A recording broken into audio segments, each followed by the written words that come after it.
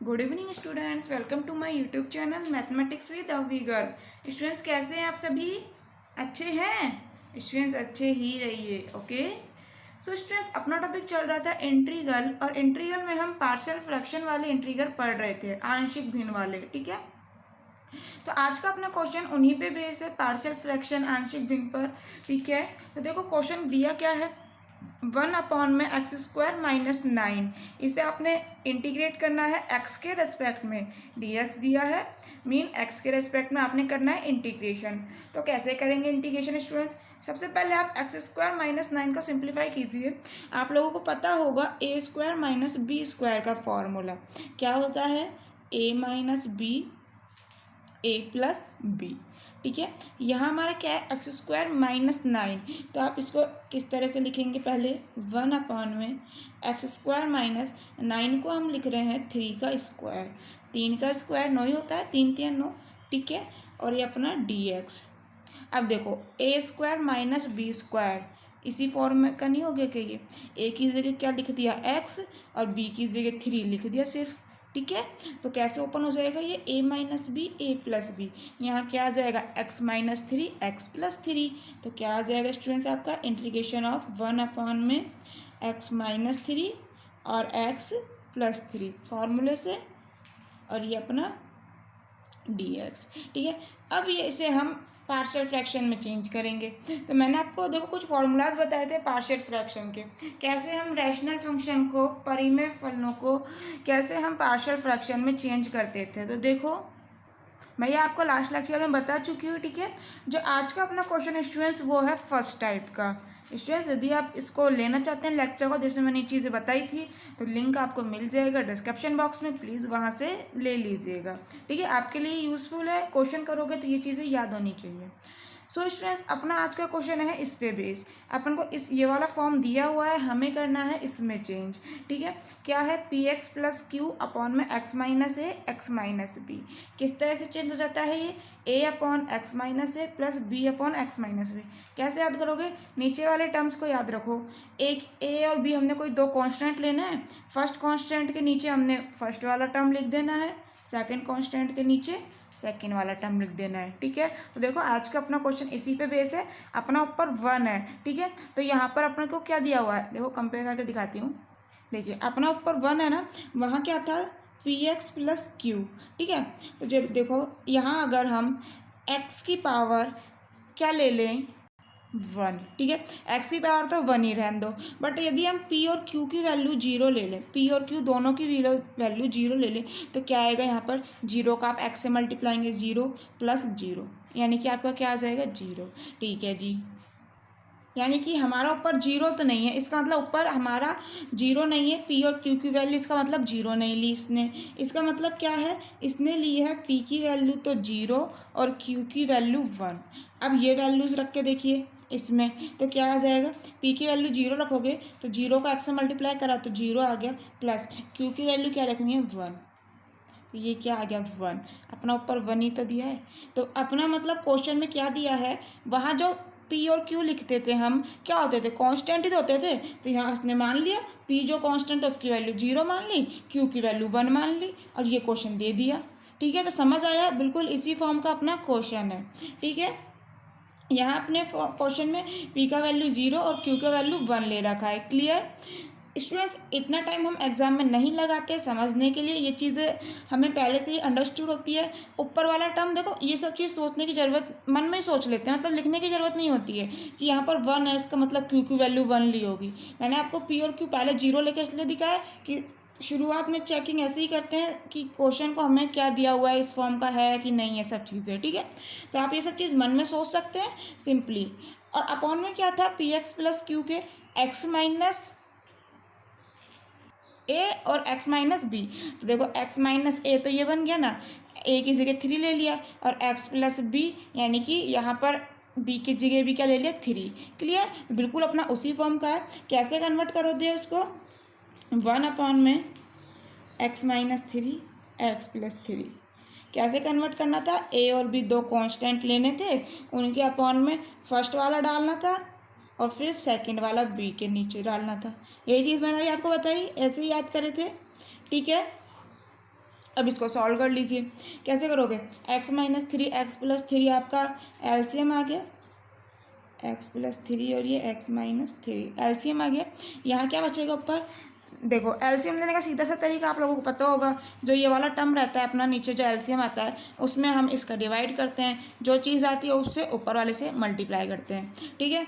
या ऐसा कर लो, x माइनस थ्री को इसमें डिवाइड में भेजोगे तो क्या आएगा, x माइनस थ्री से वाला टर्म कैंसिल हो जाएगा, x प्लस थ्री बचेगा, x प्लस थ्री से a को मल्टीप्लाई करोगे, सिंपल। या ऐसे कर लिया करो, इतना सोचने का कोई ज़रूरत नहीं है।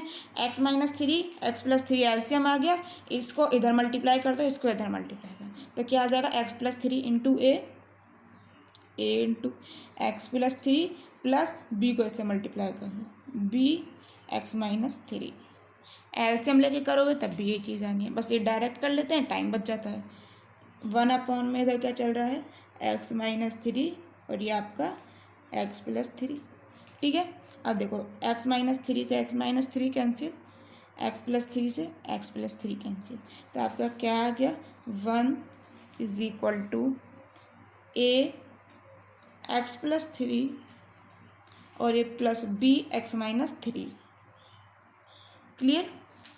अब अपन ने फाइंड करनी है ए और बी की वैल्यू, ठीक है। ए और बी कांस्टेंट है, यहाँ वैल्यू फाइंड करेंगे। देखो एक लॉन्ग जो मेथड था वो मैं आपको पहले बता चुकी हूँ, ठीक है। उसका लिंक आपको मिल जाएगा डिस्क्रिप्शन बॉक्स में, उस क्वेश्चन को देख लीजिएगा और आप वहाँ से मेथड भी देख सकते हैं कि हमने कैसे लॉन्ग मेथड से वैल्यूज़ ए और बी की निकाली थी।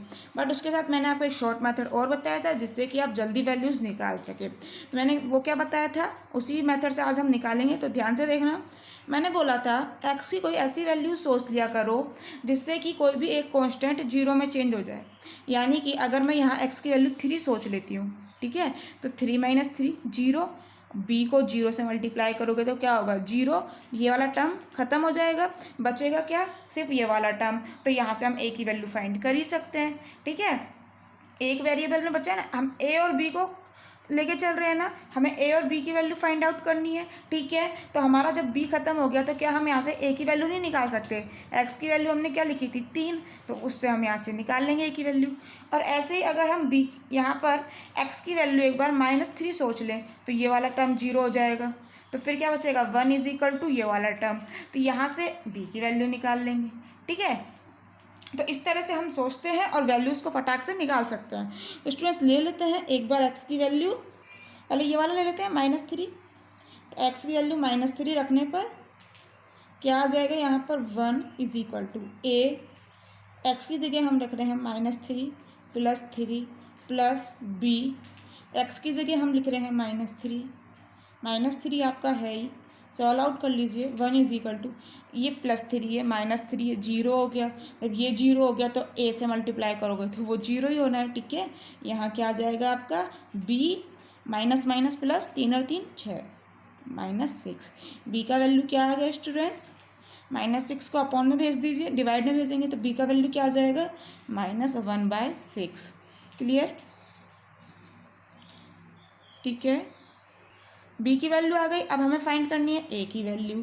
तो देखो ए की वैल्यू कैसे फाइंड कर सकते हैं, यहाँ पर आप एक्स की जगह क्या लिख दें, तीन, तीन माइनस तीन ये जीरो हो जाएगा और इक्वेशन ए में बच जाएगी, तो रख देते हैं x is equal to three, रखने पर थ्री रखो, यहाँ पर क्या है आपका one is equal to a, x की जगह रख रहे हैं three plus b, three minus three, ठीक है, एक्स की जगह तीन लिख रहे हैं, ये क्या हो गया जीरो, जीरो को बी से मल्टीप्लाई करा तो जीरो, ये टर्म फिनिश, बचा क्या आपका वन इज इक्वल टू ए, तीन और तीन छः, तो ए का वैल्यू क्या हो गया, छः को डिवाइड में भेज देंगे, a is equal to one by six. A की वैल्यू भी आ गई, बी की वैल्यू भी आ गई, तो पुट कर दीजिए स्टूडेंट्स इस वाले इक्वेशन में, कौन से में, फर्स्ट वाले इक्वेशन में, ये वाला इक्वेशन, ठीक है। तो बताइए क्या आ जाएगा आपका, वन अपॉन में x minus three x plus three is equal to क्या आ जाएगा आपका, ए की वैल्यू हमने रख देनी है one by six, so one by six x minus three, ठीक है, प्लस बी की वैल्यू क्या लिखनी है, माइनस वन बाय सिक्स, ठीक है, और मल्टीप्लाई में चल रहा है एक्स प्लस थ्री, ठीक है। थोड़ा सा सिंप्लीफाई कर लो, 1/6 x minus 3 plus minus minus 1/6 x+3। ठीक है, तो अपना यहाँ से क्या आ गया 1/x-3 इंटू x+3 इसके इक्वल आ गया। एक चीज़ और मैं आपको यहाँ क्लियर कर देती हूँ, अगर किसी को कन्फ्यूज़न हो रहा है कि a तो ऊपर था, हमने वैल्यू रखी 1/6, फिर ये 6x-3 के मल्टीपल में कैसे आ गया। देखो मैंने आपको पहले भी बताया है, देखिए स्टूडेंट्स ध्यान से समझिएगा। आपको यहाँ क्या है a/x-3, a का वैल्यू आपने क्या रखना था 1/6, तो हमारा यहाँ क्या आ गया 1/6/x-3। ठीक है, मैंने इसको क्या लिख दिया 1/6x-3। प्रॉब्लम यही है कि इससे ये कैसे लिखा, ये 6x-3 के मल्टीपल में कैसे आ गया।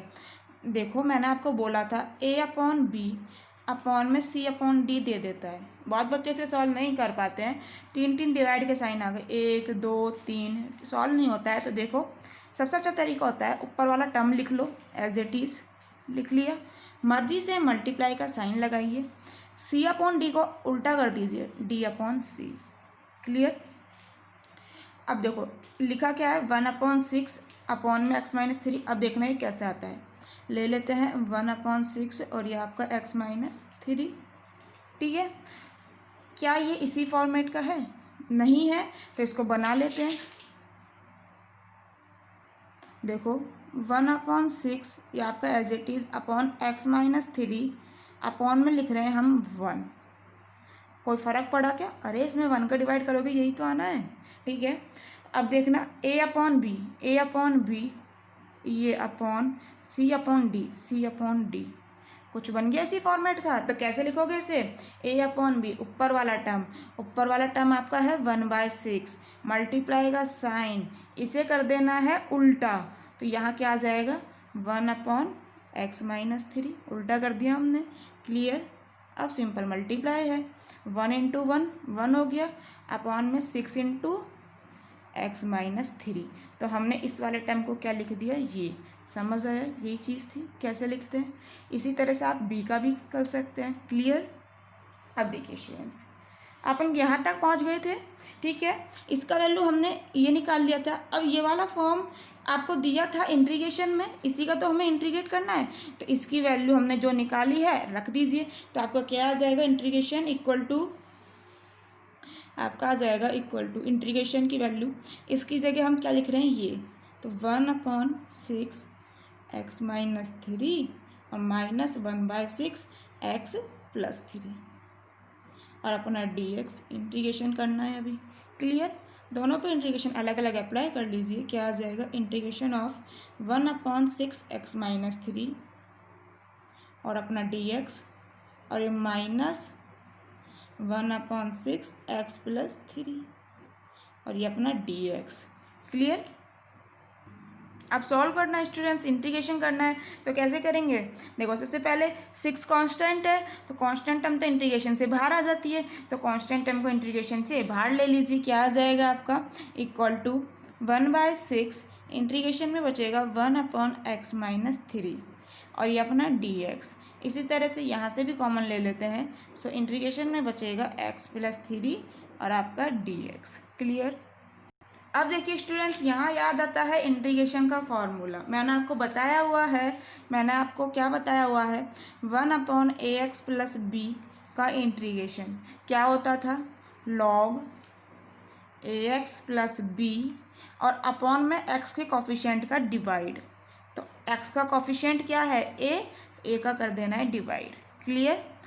स्टूडेंट्स ये कुछ भी नहीं है, वही फार्मूला है 1/x dx। मैंने आपको दोनों फार्मूलाज पहले ही लिखवा दिए हैं, यदि किसी ने लेक्चर्स नहीं लिए स्टूडेंट्स फार्मूलाज के तो प्लीज़ ले लीजिए, इंटीग्रल की प्लेलिस्ट में आपको सारी चीज़ें मिल जाएंगी। ठीक है, इसका क्या होता था 1/x का log x होता था ना, तो देखो इसी से तो आया है ये, यहाँ पर x है सिर्फ, तो इसका मतलब a की और b की वैल्यू क्या ले रखी है, a की वैल्यू तो 1 और b की वैल्यू 0 ले रखी है। यहाँ पर इसके कॉफिशिएंट में a आता, इसकी वैल्यू 1 ले ली और प्लस में कुछ नहीं है, इसका मतलब b का वैल्यू 0 ले रखा है। ठीक है, a का वैल्यू 1 और b का वैल्यू 0 ले रखा है, तो इसका क्या हो गया log x। हम इसका क्या कह रहे हैं log ax+b अपॉन में x के कोफिशिएंट का डिवाइड, a का डिवाइड, जहाँ x का कोफिशिएंट क्या है 1 एक है ना, एक ही वैल्यू, तो इसके अपॉन में क्या आएगा 1, तो इसको सिंपली लिख देते हैं log x। ठीक है, समझ आया। देखो आज का अपना इंटीग्रेशन क्या है, x-3, इसी फॉर्मेट का तो है। b की वैल्यू यहाँ क्या ले रखा है, -3 ले रखा है, और a की वैल्यू 1 ही है। ठीक है, तो क्या हो जाएगा इसका इंटीग्रेशन फॉर्मूले से, 1/6 तो आपका चल ही रहा है, log x-3। x का कॉफिशिएंट 1 है, तो 1 का डिवाइड करो चाहे मत करो, कोई फ़र्क नहीं पड़ता। ठीक है, -1/6, इसका क्या आ जाएगा, log x+3। इसी फॉर्मेट का तो है ये भी। यहाँ पर क्या ले लिया, x के कॉफिशिएंट में तो a की वैल्यू 1 ले ली और b का वैल्यू 3 ले लिया। ठीक है, तो क्या आ जाएगा, log x+3 और plus constant of integration c। Clear, solve out कर लीजिए। 1/6 कॉमन आ रहा है, कॉमन ले लेते हैं पहले। क्या बचा, log x-3 minus log x+3 और plus constant of integration c। यहाँ यूज़ आ रहा है लॉग की प्रॉपर्टी, मैंने आपको पहले ही बता दी थी सारी लॉग की प्रॉपर्टीज़। ठीक है, देखो यहाँ यूज़ आ रही है अपनी ये वाली property, log m minus log n को लिख सकते हो log m/n। क्लियर, यहाँ क्या है, m की जगह x-3 और n की जगह x+3, क्या लिख दोगे इसे, log m/n, यानी कि x-3 अपॉन में x+3 plus constant of integration c। Students ये आपका आंसर। क्लियर, c का बारे में ज़रूर लिख के आना एग्जाम में, मैं बार बार कहती हूँ नहीं तो नंबर कट जाएंगे। Here c is constant of integration. Clear, students Hindi medium का स्टूडेंट भी अगर इंग्लिश में ये लिख कर आता है कांस्टेंट ऑफ इंटीग्रेशन है यहाँ पर c, तो कोई नंबर नहीं करते हैं। इस तरह के बारे थिंकिंग मत बनाना, इस तरह मत सोचना कि अगर हम इंग्लिश में लिखे हैं तो नंबर कर देंगे, कोई फ़र्क नहीं पड़ता है इन चीज़ों से। ठीक है, मैथ में आपकी लैंग्वेज नहीं देखी जाती है कि हिंदी लिख रहे हो इंग्लिश लिख रहे हो, क्वेश्चन देखा जाता है, आंसर देखा जाता है, तरीका देखा जाता है क्वेश्चन करने का, स्टेप बाय स्टेप चेक किए जाते हैं, हिंदी इंग्लिश नहीं देखते हैं। ठीक है स्टूडेंट्स, सो थैंक यू, मिलते हैं नेक्स्ट लेक्चर में कुछ और इंट्रीगल के क्वेश्चंस के साथ।